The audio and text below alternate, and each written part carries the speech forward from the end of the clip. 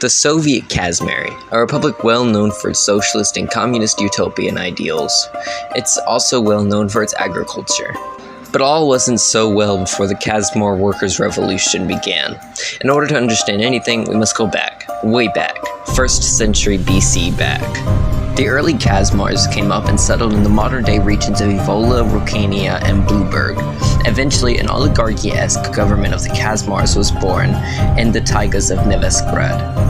This was pretty much it, and for a while things were fine. About 600 years later, though, Islam was on the rise. With the rise of Islam in the north, way above Kasmary, there were several Islamic republics, so Islam naturally spread. It eventually became so popular that the entire northeast region was ran by Muslims. Eventually, the Muslims overthrew the Free State and created the Kasmar Sultanate. This wasn't to say that Christianity disappeared, however. Heady Christianity influencing Kasmary's south created a split of Kasmary.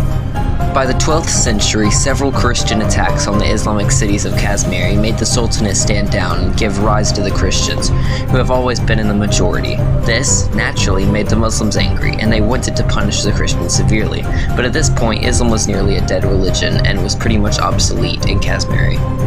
By the 16th century, Islam was still a large religious minority, but its once great influence made the kingdom paranoid that they'd rise again. The kingdom did everything in their power to repress Islam in Kasmary, but that only made things worse.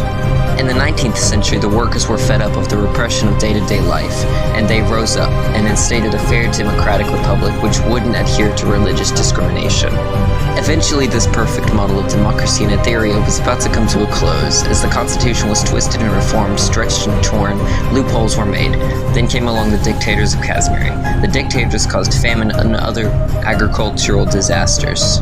These dictatorships would work their workers to the bone on a dime, so naturally the workers rose against the dictatorships, and they eventually began the Kasmar Revolutions, which founded the first communist republic to date. Nowadays, the Kasmars are enjoying peace with little destruction to their time. They are now in a communist alliance, but trying to stay out of trouble as much as possible.